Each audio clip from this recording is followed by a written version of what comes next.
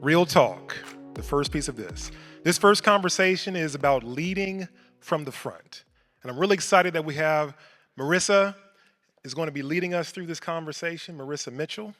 And without further ado, I'm going to hand it over to her. Thank you so much. There I am. Good morning. I'm going to try that one more time. They told me I had an exciting crowd that I was going to be here with. All right. Good morning. Yes, that's the kind of energy that I need, and hopefully you all feel half as good as you look. A very good-looking, warm crew, and we're going to get some really good information today. Raise your hand if you're excited about that, to learn, to grow, take some of this information. Before I bring out our panelists, I want to get a good temperature check of the room. Raise your hand if you're a current college student. Oh, that's basically everybody. Stand up for me if you're an early working professional. Okay, all two of you. Thank you. Represent. It's great to have you all. So we're going to get started with our esteemed panel, and I'll bring them out one by one. Lisa Sun. She's the founder and CEO of Gravitas, a size-inclusive fashion brand dedicated to catalyzing confidence through apparel, styling, and empowering content. Let's invite her. Give her a warm welcome. Deryl McKissack is the founder and CEO of McKissack & McKissack, a leading architecture, engineering, and construction firm managing more than $15 billion in projects nationwide. Ms. McKissack. Now we have Dr. Angel Johnson. Dr. Angel Johnson is the Director of Google Cloud Product, Technical Infrastructure, Organizational Effectiveness at Google Cloud. That's a mouthful. She does all the things. That's what I'm trying to say. Her team leads tech, AI, education, and organizational development. Last but certainly not least, Nate Mook. Nate Mook is the CEO of All Hands and Hearts, AH&H, bringing decades of humanitarian leadership and a global track record in disaster relief, also formerly known as the CEO of World Central Kitchen. We all know about the work that they do here and all over the world. One more time for our panel today, who's going to be discussing leading from the front. Oh, we have water too. I talk for hours on end on television. How many of you all watch Fox 5? Any Fox 5 viewers? Oh, really? Even some of the college students are clapping. There is hope. I didn't watch it a whole lot either, even though I majored in journalism. So we're going to begin here. Thank you so much. We appreciate the water. By talking about this first panel, and I want to begin with kind of an opener for our panelists. So this is for all of you.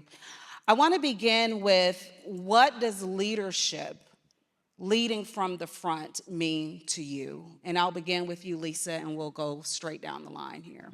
Well, thank you so much for having me. This is a real honor. I grew up in a small place called Fontana, California. So does anyone know where Fontana is? One. Okay, one there's person one. knows. Just to give you context, we had a ticker tape parade the day we go to Walmart on Foothill Boulevard. So to be able to share my story today is really an honor. I think the idea of leading from the front is a complicated one because we're all told we need to be leaders. And what I think is the definition of leadership is when you are chasing purpose and failure in combination. And it doesn't mean that you necessarily have to be in charge or in command. What it means you have to be living something that you're truly passionate about and be comfortable failing at it. Because if you're failing, it means you're learning, you're growing, you're swinging big enough to be able to fall on your face and not regret it, but to effectively learn and grow. And so when we talk about leading from the front, I think the phrase that's most powerful is, life doesn't get easier, we get stronger. So you know that you are leading when you are getting stronger. It does not mean you have to be in charge of something or in charge of people. It means that you know when it's best to follow, you know when it's best to take a big swing, and you're comfortable picking yourself back up and doing it all over again. Deryl? I also want to echo what Lisa said. It's great to be here today. You all look fabulous out there, and thank you, Google, for this opportunity. You know, leading for me it starts with yourself. You have to be able to lead yourself before you can lead others. And before I started leading my organization, you know, I was leading one person because I started with just myself, and then I hired one person. And, you know, now I lead 150 people. In order to be a good leader, I feel like I first have to be humble. I do that with very strong confidence because I know what I'm doing, right? So you kind of need to know what you're doing, but you need to be humble with it. The second thing is you have to have vision. And if you think about just yourself before you're even leading others, you need to know where you're going, or you'll go anywhere, right? You need to have purpose. So it's important to know your purpose. That will carry you even when you're leading others. And I always want others to be fulfilled when I'm leading them. So it's not about just what I want or just my purpose, but it's important that I understand their purpose, and I want people that work for me to have purpose, okay? But I want to understand their purpose so that we can be in alignment going forward. I want them to be able to understand what purpose means, and in order to do that, you have to have your own. It's powerful. Dr. J? Yeah, hello everyone. It's good to see your beautiful faces. Looking forward to meeting so many of you throughout the day. Leading from the front. This one I think is interesting because I don't think leaders always have to be in the front. Sometimes we do. Our domain expertise, we need to lead our team, we need to guide them, but then there's opportunities. You should be surrounding yourself with very intelligent people who have different strengths than you have. And there are moments when we should be pushing them to the front, and we fall back and let them lead their journey, let them lead the way. And not to abandon them and go off into our own little journey, but sometimes we fall to the back to watch that seed grow. And one of the analogies I do like to share with my team is driving. We all know driving vehicles. Sometimes leaders need to be in the driver's seat. And then sometimes we need to move over and get in that passenger seat and put someone else on our team in the driver's seat. And so having that discernment of knowing when you need to be in the driver's seat versus when you need to be in the passenger seat, I think is a very important lesson with leading from the front. That's good. All right, Nate. Good morning. And I love that, Dr. J. I think as leaders, you're really only ever as good as the people around you. And so I think that is a really important thing to be able to recognize when sometimes you need to step back and you need to support and uplift others, because that's equally important. But I think as I think about leading from the front, I think about a mantra that we had when we were starting World Central Kitchen, which was boots on the ground. Right? I think we like to think about, when we watch TV with the big CEO and it's somebody in a big office somewhere and they have like 5 assistants and they don't even know what their schedule is and they're running around and it's like you're kind of disconnected, right? And I think especially when you're starting out, I mean, you might get there, sure, but when you're just starting out, it's so important to have that grounding, and you're going to learn through failure, through adaptation, by being there. And for us, when we were starting World Central Kitchen, we had no idea what we were doing. We were like, we're gonna go help some people after disasters. They need food. We're gonna try to figure this out and do it better than anybody else that was doing it before. But step one was showing up. We just had to be there, and then when you're there, you really see, you understand what the people need, right? You sort of approach it with a sense of empathy. And then you can start to build your plan of action and how can I be of service? What's the product that I can bring to the table here? And also you're showing everyone else around you that you're dedicated, right? Because you're on the ground, you're doing something that a lot of others won't do. So that's one of the key things that I would think about.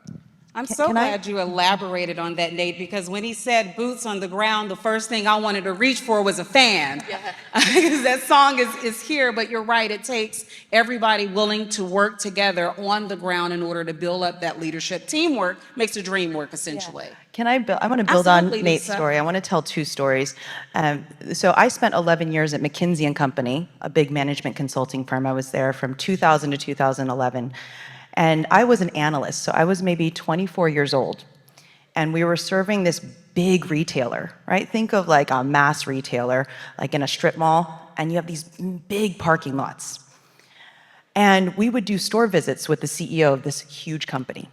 And every time we would go to the stores, he would park his car at the furthest parking spot, actually all the way at the end. And I was like, he's the CEO. He should park up front, like next to the handicap place. And he said, no, Lisa, this is what we're gonna do. We're gonna park all the way at the end.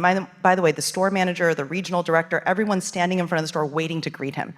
And he goes, as we walk from the end to the entrance, I want you to pick up trash. I want you to put away a shopping cart. And he said, we're gonna demonstrate what our expectations are. And he said, if you keep doing this, you know the store understands what the expectation is. And he would do this at every single store visit. And he would walk from one, and he said also, the best parking spots are for the good customers, right? And when I heard this in my 20s, now I'm in my 40s, there are two things that we do on our team that we embody this leading from the front. I own a fashion company. I still dress 5 customers each week. Everyone goes, you're the CEO. How are you getting into a dressing room with someone? I said, you can't practice and understand the customer unless you're in the dressing room for 30 minutes, seeing all their insecurities, seeing their success. And the second thing, and I know this is a weird one, I still vacuum our office once a week. And it's a weird thing. We have housekeeping, but I am kind of a clean freak. And I remember our intern this summer showed up half an hour early. I have curlers in my hair, and I'm vacuuming the floor. And she's like, am I working for you? I said, yeah, well, somebody's got to keep this place clean, right? Housekeeping only comes every other week. Someone's got to vacuum. So I love Nate's story because it doesn't matter how much you admire someone or respect them or look up to them. We're all just sweeping the floor and putting away shopping carts. That is so. Some brooms are bigger than others, but we all have something to do. Now that we've kind of set the tone, we've set the table, we're going to move into a cookout vibe for this. You all can yell out at any point, it's fine. What's the first thing that comes to mind when I say cookout? Food, what else? Family, what else? Music. So when you have family, you have food, you have music, then you have what? Memories, that's good. There was someone else, I need you to be a little bit louder. A vibe. And also we're sharing, right? We're collaborating. So as you take in all of this information, I hope you all are jotting this down. I heard several hashtags just sitting up here. Take good notes, get your questions together, because we'll certainly open it up for your Q&A at the end. So think about that. All of you kind of took me to my next question, and I want to get Dr. J and then Deryl on this one. Was there a time when you had to leave before anybody gave you permission to do so? Maybe you didn't anticipate the moment, but you were put in the middle of the fire. You had to show up and show out, essentially. Yes.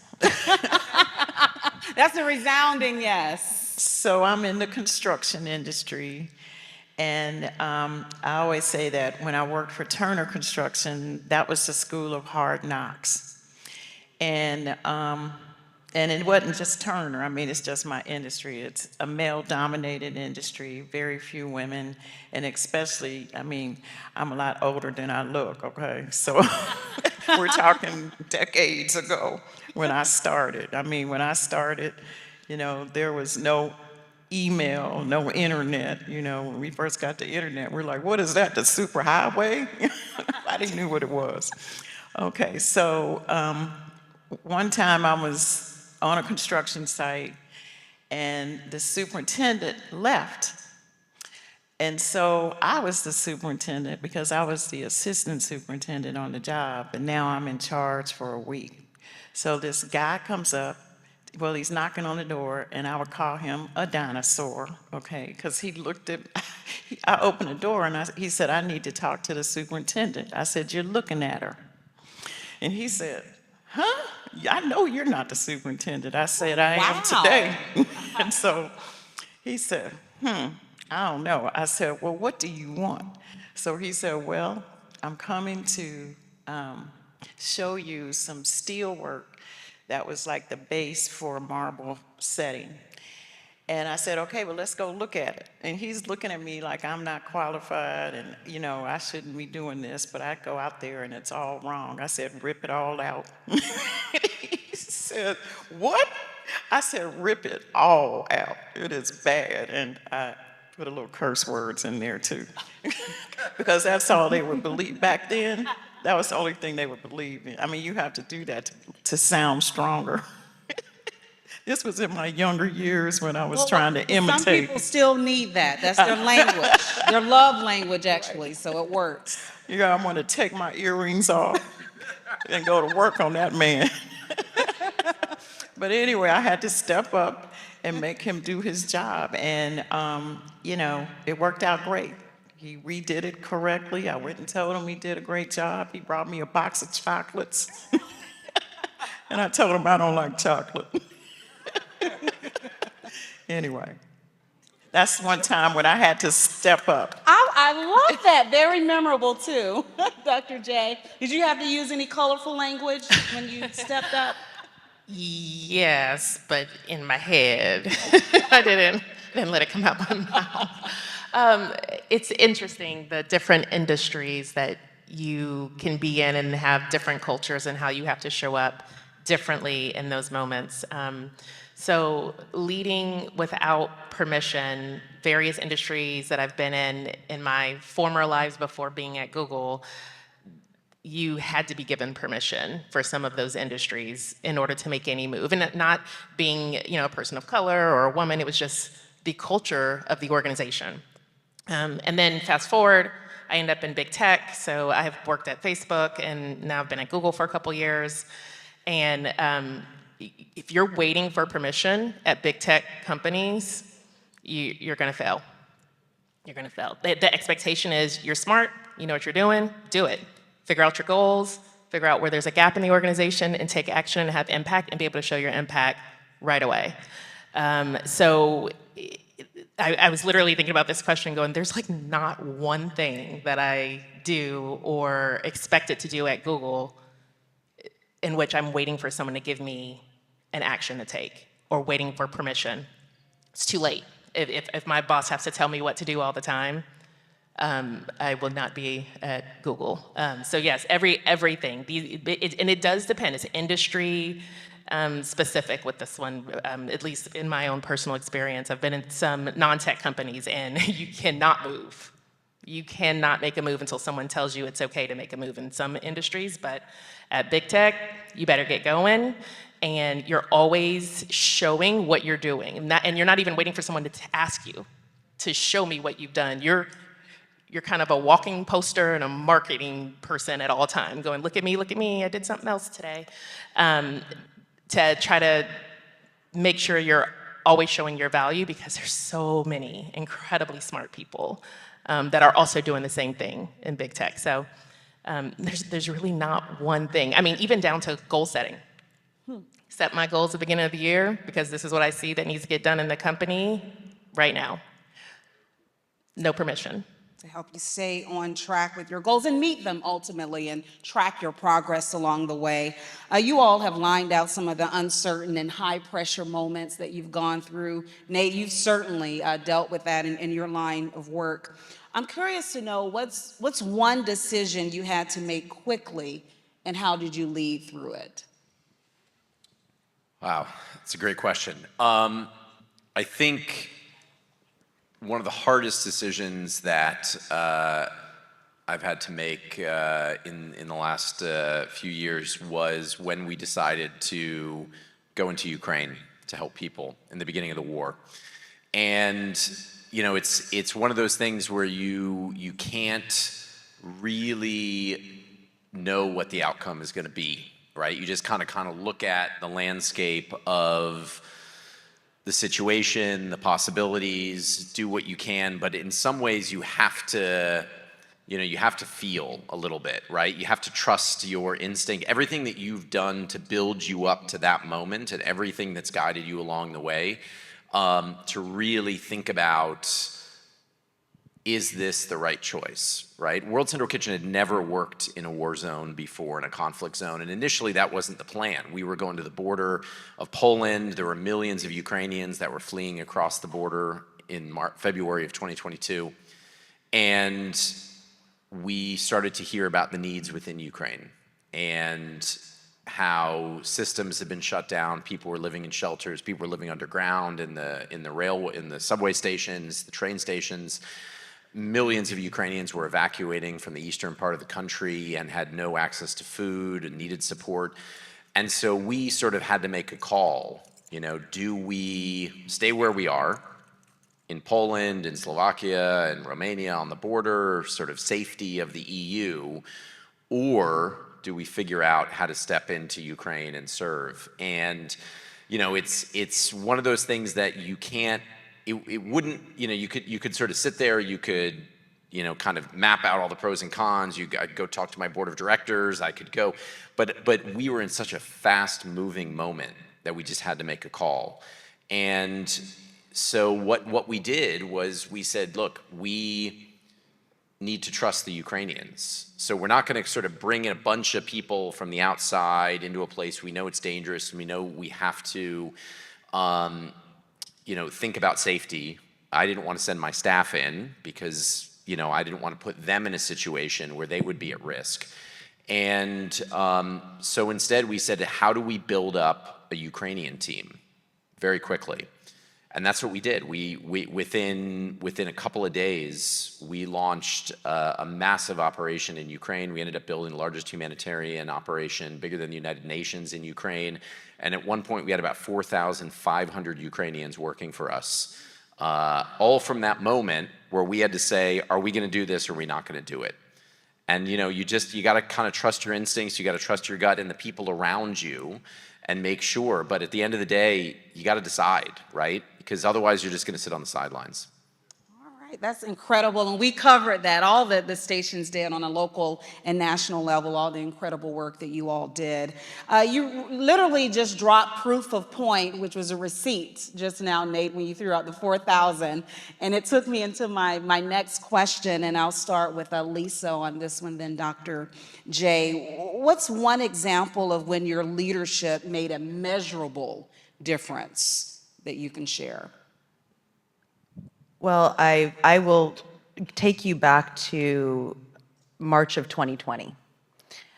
So I make women's workwear, right? I own a fashion company. We make clothing that you wear to work, an office, an event, a conference. We're in department stores and on TV and whatnot. Anyone want to guess when we went into lockdown what the sales of my company were in March of 2020? Want to shout out a guess? Shout out. How much do you think we were making in March of 2020 when no one was going to the office?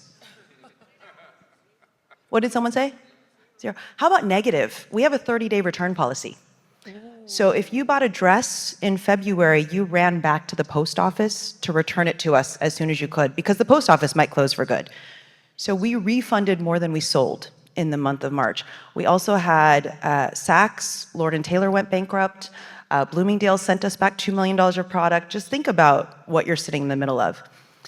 And so in that moment, I said to my team, who can we help now? How do we pivot with purpose and not with profit in mind? Because you can imagine, just to give you context, from a neuroscience standpoint, when you feel fear, it activates your amygdala. It's flight, fight, or freeze, right? You see a snake, you run away from it, you try to fight it, or you freeze in place. It takes 10 seconds for your frontal cortex to engage. That's where good thinking happens. That's why your parent always said count to 10 when you're upset. And so I told my team, let's pause. who can we help right now? And so April 3rd, we reopened the office. And for 72 days from April 3rd to July 13th, we made millions of hospital gowns for Lenox Hill Hospital, for Mount Sinai, and we made 250,000 face masks in New York City. So we still had 22 sewers that needed a paycheck. And everyone goes, oh my gosh, did that save the company? I said, no, we went from selling a $300 dress to a $4 hospital gown. But what it did is it tested our team. We realized we had gas in the tank to be a speedboat when everyone else was an aircraft carrier because we didn't let the amygdala take over. We didn't let fear take over. We said, what do we have right now that no one else has? And we had access to factories. We had access to fabric. We had connections. I actually don't have a superhero mindset. I think no one's a superhero. By the way, if anyone's a superhero, they're lying to you. And so I put on LinkedIn, dear LinkedIn family, if the sales of my company are negative, imagine what kind of leadership that takes to admit to the world that your company is failing. And I said, if you need a hospital gown or a face mask, DM me. And the first person who wrote back was the CEO of HelloFresh, Uwe Voss, who said, we need 2,500 face masks in Newark, New Jersey. How fast can you get them to us? We'll wire transfer the money today. And after this 72 days, one of my teammates looked in the dictionary and she said, you know what, Lisa? The word pivot is not just about a change in direction. It's the central point on which you turn. And you believed that we were strong enough to make this turn. You relied on the central point. And my teammates all have very different strengths. Some are more introverted, I'm clearly more extroverted, but everyone played a role in making that big pivot. And I can tell you now, we're still standing. We're still standing 5 years later, which most fashion companies can't say because all of our sales were not zero, they were negative. Oh, and I love the other definition to pivot. I had never heard that before, but that is truly profound. Dr. J, one example of how your leadership made a measurable difference? Yeah, a little bit of a similar story in which I found an opportunity to pivot. And this was back early in my career. I was at a startup tech company downtown San Francisco, employee number 20. And the company was really focused on creating a psychological assessment to help other companies quickly go through thousands of applicants that would apply to entry-level jobs and do it in a very simple way. And just help them to kind of filter out people that wouldn't be a good fit for those roles and keep the people who would be good fit based on their personality characteristics. And while at that company, employee number 20 at the time, I saw an opportunity to add an element of my degree to what the organization was offering and didn't ask for permission to do so. Created it, presented it to the CEO, and it helped them to extend their product line and offer something in addition to these companies that we didn't have before. We did a lot of psychological testing behind it, and it was so successful with helping them to now land tech leaders at their company, managers at their company. And one little nugget about me is I always wanted to be, before getting a PhD in organizational psychology, I always wanted to be a brain surgeon. So the brain is just so fascinating to me. So I put elements of the brain into all this science and whatnot and was able to prove that you could extend the product line to these other areas, by using a new science that I embedded in. And so the organization ended up growing. We became a global organization, eventually got purchased because that is what startups are about, either being purchased or going public.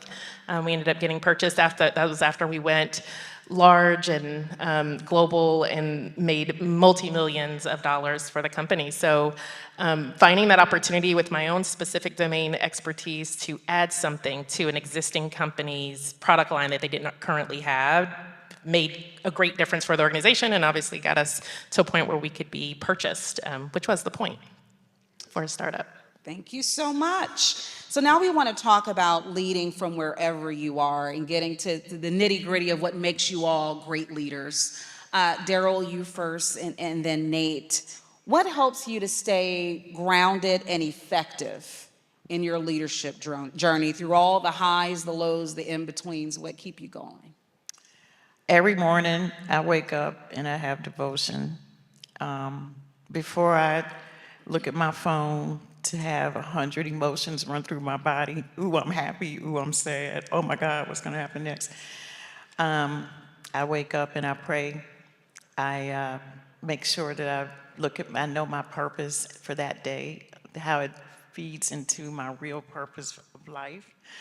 And I work on what are the 3 top things that I need to do today in order to be on purpose. Because after those 3 things, everybody comes after me. I'm working for someone else for the rest of the day. And so it really keeps me grounded. It helps me to be calm. It keeps me at peace. And it prepares me for the challenges that happens throughout the day. I mean, no matter how much I plan my day, when I sit down at night, it never happened the way I planned it to happen. And I actually journal because I always want to see progress. I hate to waste time. I hate to waste other people's time. As I'm an engineer, so I write down a plan with a schedule. So I journal because I truly have a hard time believing that I've truly gone to 3 promised lands in my lifetime already. And how I know that is because I go back to what I was dreaming 30 years ago, and usually they're very specific, right? I write down, I want to weigh 135 pounds, or whatever it may be. I want the company to get to this dollar volume. I want to do this particular job. And I have a story about that.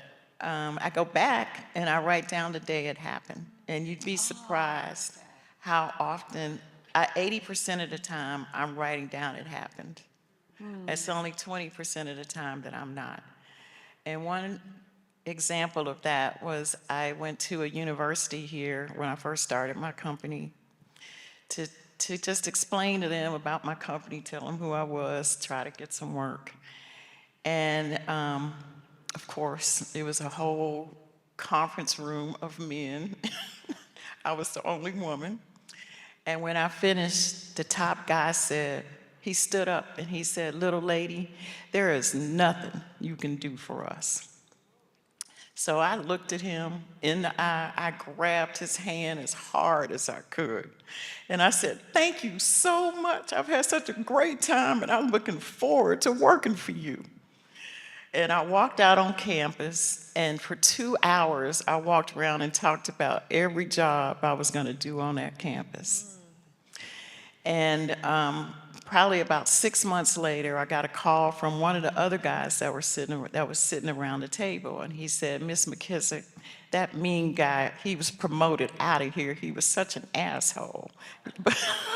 But you were so gracious and nice, and I just want to give you an opportunity." So he said, "I have a small little job here." I think it was like $5,000 in fee. And he said, "If you would just come over here, we can work this out." So I ran over there. And within about 6 months, I had $1 million in fee of work from there. And most of the buildings that I pointed out, I worked on. Wow, wow. And so Yes. I always want to go back to the moral of the story is that people project themselves on you. They look at you and, they don't know you, and they paint a picture, but they're already mad about something inside of themselves. So they try to define you. And I never let anybody define who I am, what I'm gonna do next. I mean, I'm an entrepreneur. If I can't go over, I'm gonna go under. If I can't go under, I'm gonna find a way to get to the person, to the job, to what's on my purpose. I know I'm gonna get it. So just don't let people stop you in your plan and where you're supposed to go because they have problems. That's amazing. And I was sitting here, you all can clap for that, and I'm going to come to you, Nate, thinking about the gift of being underestimated. And I know a lot of people have talked about that. I've certainly been underestimated, even in what I do, but I always take pride and joy in it because guess what? You can't see me coming. By the time I get said promotion or whatever the case is, it's far too late for you to stop it because I've been working, quote unquote, behind the scenes. So sometimes they're giving you that extra oomph, that ammunition to move forward. So sometimes a lot of it is just reshaping the narrative and not getting caught up in the emotions and those projections, but keeping your head in the game and staying focused on your goal. And that takes us to being grounded. It's hard work, Nate, every day. It's a daily practice. Yeah, absolutely. I mean, I think, it's good to start from a place of expectation, right? And, sort of unfortunately, we are wired as human beings to sort of look at things in a very simple way, right? Because, it's sort of, we were talking about fight or flight earlier, we're talking about, we're built for survival. It's like we have, our lizard brain that, is sort of, and so we like to simplify stories, good, bad, who's the good guy, who's the bad guy, and when we think about entrepreneurship, too often we tell this story that looks very linear, right? Somebody has an idea, and then they do this, and they do this, and they do this, and they're like, wow, and now they're a billionaire, right? And it almost never works that way, right? I mean, the real entrepreneur journey, as Lisa's mentioned with the challenges in COVID, looks a little bit like a squiggly line that's all over the place, and you've got these down days and up days, and and if you put too much stock in that, you're gonna get super high from the highs, and then you're gonna crash when you hit the lows, and you just wouldn't be able to function.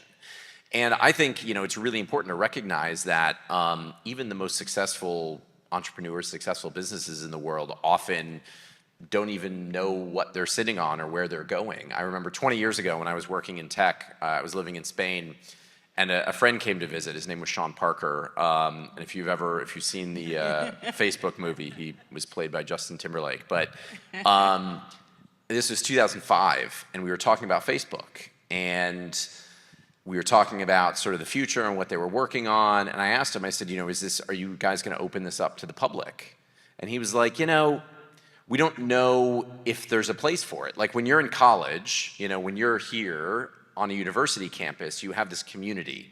And, we're all sort of networked together and you want to meet people and you do that. But then when you go off into the real world, what's the point of having Facebook? Like you're not in this little kind of closed environment. So, it just goes to show you that it's not like they were sitting there on some grand vision that they were going to build something that billions of people around the world were going to use. They sort of stumbled on it. And I think, recognizing that it's okay not to know. It's okay to have the down days, the up days, and that it's going to be pretty tough. And that's a good starting point to really kind of find your center. And it's going to be different, I think, depending on what field you're in, what you're excited about. I know for me, I think about this a lot with our work because I'm often in really tragic places where people have gone through incredible hardship, whether it's Ukraine, as I was just mentioning. I was just there a couple of weeks ago. A couple days ago, I was down in North Carolina, western North Carolina, that got hit by a huge storm last year, Hurricane Helene. And there are families that are still living in temporary shelters, temporary housing, RVs. They don't have their homes yet.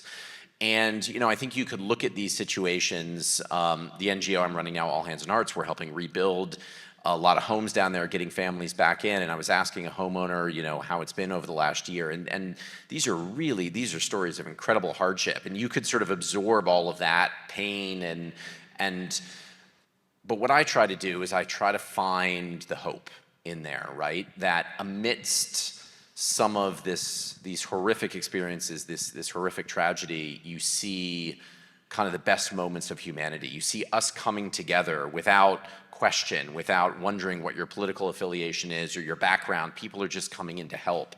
And I think holding on to those stories, acknowledging the difficult ones, but kind of letting them go, try to let them go, and then hold on to the hopeful ones, the ones that can kind of get you out of bed in the morning, right? Finding those moments of passion.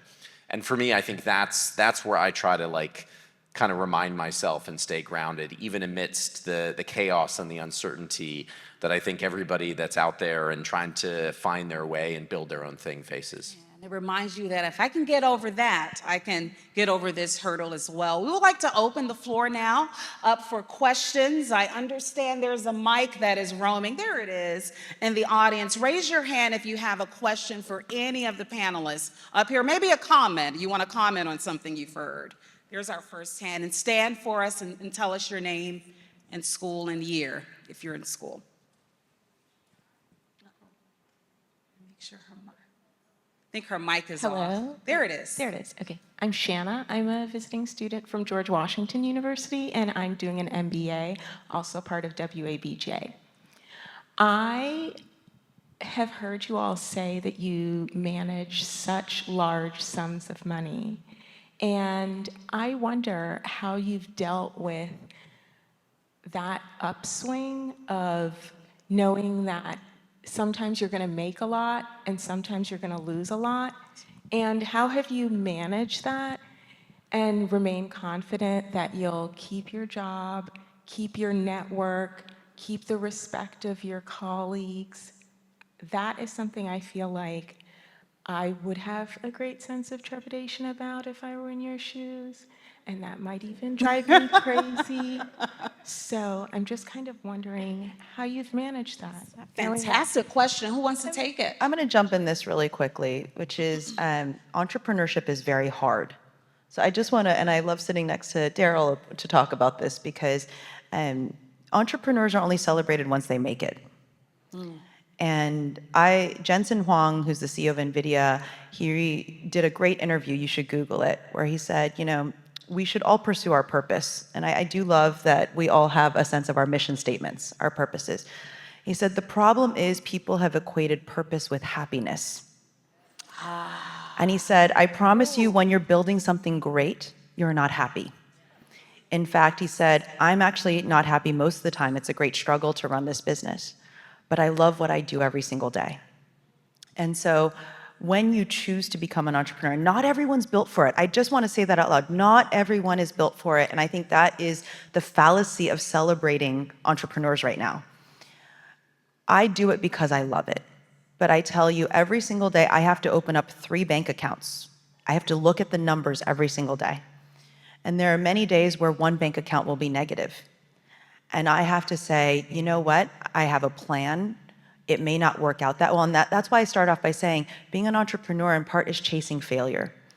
And those who can live with failure and see that number and still get up and do it are the ones that really love what they do. But it is so hard. I had to make health insurance, payroll, rent, and a large set of invoices last week. The last week of the month, if you know anyone who's an entrepreneur, and you see them on the 28th of the month, you give them a big hug and a high five, and you say, I see you. Because no one is going to celebrate that no checks bounced. Yeah. And I'm going to blow your mind. If anyone gets a chance, read Shoe Dog. I have a lot of complicated feelings about Shoe Dog. FYI, remember, it's written by a white male. There's a lot of, in a certain period of time. But Phil Knight is the founder of Nike. And he tells 2 stories which made me feel like I got to keep going. He tells a story where every payroll check bounced. And he went to the guy who made the boxes. You know the orange boxes that Nike shoes come in? And he said, I need to borrow $8,000. Can you lend me $8,000? By the way, if I go out of business, you go out of business. And the guy gave him $8,000 in cash. And he went around the office and he handed everyone $50. He said, just so you have grocery money this week, but the checks will clear next week.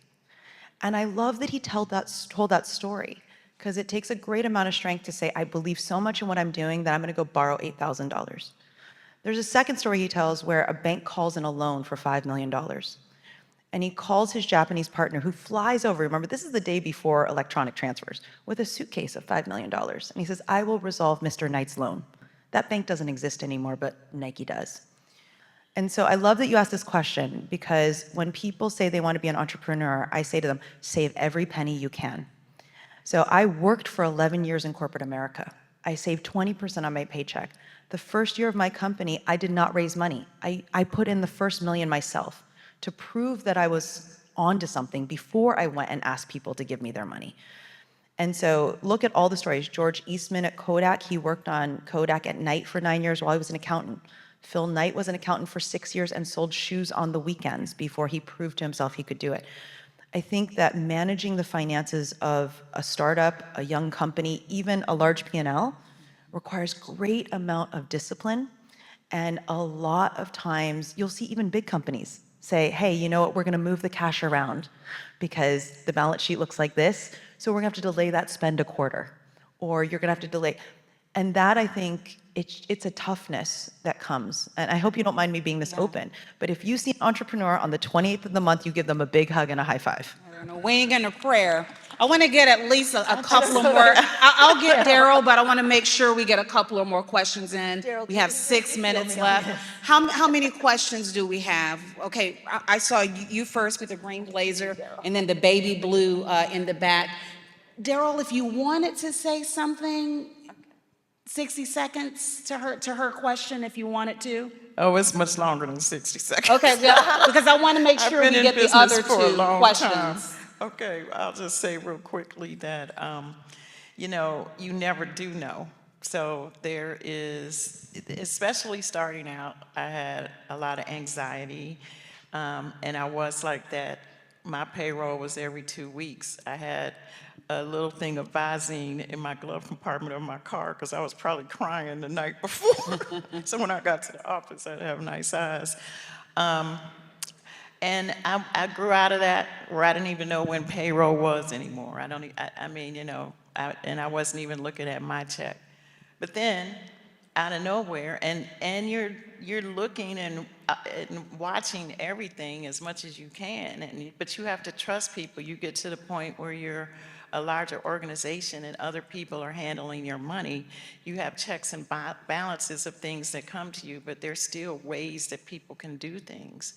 And I'll never forget, I was going to the opening of one of my largest projects, the Martin Luther King Memorial on the National Mall.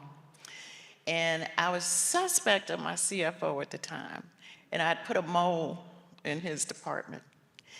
And I got a call on the way there, and they said, you have lost $800,000. And it's just August. And I'm thinking, you know, I got a big ship. To turn it around, it's going to be over $1 million. When I finished it, I had lost $2 million. But, you know, I was like, God didn't bring me this far to take me back. I'm going forward. And not one person, and it was a CFO who was an alcoholic. And he had made us lose money on paper. And what I had to go in, and I actually went in, you were cleaning the floor. I was going through every single file, making sure everybody was billed correctly. And that was a lot of files. That took me like a couple of months to do that. My board members flew into town. And, you know, I kept saying, we have the same amount of people working. We're billing the same, so how are we losing work? And what I realized was that if we got a check in, he wouldn't necessarily record it. And if we paid somebody, he wouldn't necessarily record it. So the books were just, Yeah. So you have to make sure you're looking at the books, you trust the people you work with? Yeah, but at my stage, I can't look at every single transaction anymore. I look at, you know, we see our bank statements once a month and all that kind of stuff. But like, you can't see every single transaction. Yeah, but everything's a learning process. I want to get this young lady here with the green blazer on. Let's get her in. Marissa, last question, please. Yes. Last question, please. Last question. She's been waiting. And direct it to a specific panelist. Okay. Thank you. Hello, my name is Carmen Ross. I am an MBA candidate at Howard University. And my question is just around when we talk about leading from the front, if you have a commitment to equity, right, and inclusion, how are you navigating that when terms like that right now could be seen as controversial? Well, I started a foundation all around creating a pipeline for Black kids to get into our industry and to build up Black businesses. It's called AEC Unites. And so you can imagine when this new administration came in, and I've got funders from the large construction companies to mid-size minority firms. And, my top founders are saying, well, Deryl, we don't even know if we can give you money next year for this foundation. I mean, we want to double down on what we're doing, but we're going to have to do it a little bit differently. Originally, we tried to fly under the radar screen, but then what we realized is we just needed to change our language. And instead of saying Black, it had to be underrepresented individuals. Instead of saying Black businesses, it had to be underutilized businesses. And then we doubled down on what we do, basically. That is incredible. I think we learned so much. This is kind of rapid fire now because I believe in takeaways. Since we're at the cookout, this is your to-go plate for this particular panel. Nate, and then work it back in my direction. One actionable step you would encourage all of our attendees to begin today to hit on some of the things we discussed and to see success in leadership or wherever they find themselves in the room. I think one of the most important skills that often is not taught is storytelling. We live in an attention economy now. We all kind of do this, you do this personally on your Instagrams and TikToks and everything. But I think thinking about it in the context of business and your career, being able to articulate, storytelling is at the core of everything, whether you're going out to raise money, whether you're inspiring a team, whether you're going after donors to your nonprofit, you have to be able to tell a great story that connects with people, and it's a skill, so put the time in. Good. I'm a storyteller, so I love good stories. Dr. J, 30 seconds. Yeah, I'll say if you aren't already familiar with the term situational leadership, get familiar with SIT-LEAD. Situational leadership was created by Dr. Paul Hersey and Ken Blanchard, and it allows you in a very simple, structured way to know when you should be coaching someone from your leadership position versus delegating, versus it's the readiness of the person you're talking to. So you're meeting them where they are versus being so self-centered and always wanting to deliver what we want to deliver to people. Sometimes you need to meet people where they are and deliver to them what they need in that moment. So situational leadership, please look it up if you're not already familiar with it. It's a brilliant philosophy that'll guide you not just in your own work at school, but also in your personal life. And people don't even have to know that you're doing it. Storytelling, situational leadership. Daryl? And so in order to be able to tell your story, you have to have your own vision. Don't be an imitator. And what I see is a lot of people are online. Mark Zuckerberg, before he started Facebook, there was no Facebook, okay? Before Steve Jobs had Apple, there was no Apple. Where do you think they got this from? They got this from themselves within. Like, you have to tap into the universe and be in the flow to come up with your own vision. And it can change. So when you get up in the morning, instead of getting on your phone, looking at what others are doing and say, how can I do that? You all are all put here with a unique purpose and a perspective. And the country needs you. The world needs you. Your perspective is important. It's unique. You need to make sure you've honed in on it and you know what it is. Invest in your own vision. Lisa. All right, I'm going to gift you my 19 seconds that will change your life. You're going to do it right now.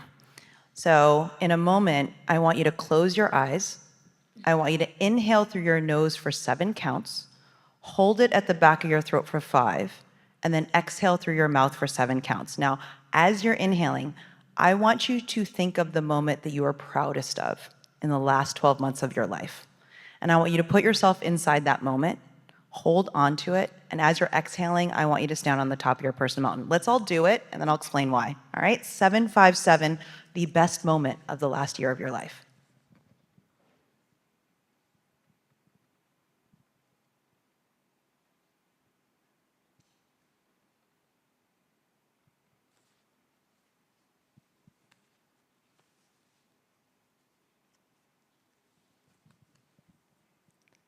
All right, I've just gifted you my favorite life hack. Does everyone feel like more oxygenated, more centered? Everyone feels like they're on a high? It's like Harry Potter when you cue a Patronus. Your brain is a fixed hard drive. It dumps most of its memories every day. I can't remember what I had for lunch yesterday. It can only retain 2 things for the long term, the highest of highs and the lowest of lows, like that movie Inside Out. So much of the time we're looking at the summit that we don't turn back around to see how much ground we've covered, and you already have a reserve of power within you. So when you feel fear, when I have to open up the bank account, I do 757 2 times just to remind myself that I already have power within me. So I gift you my 19 seconds.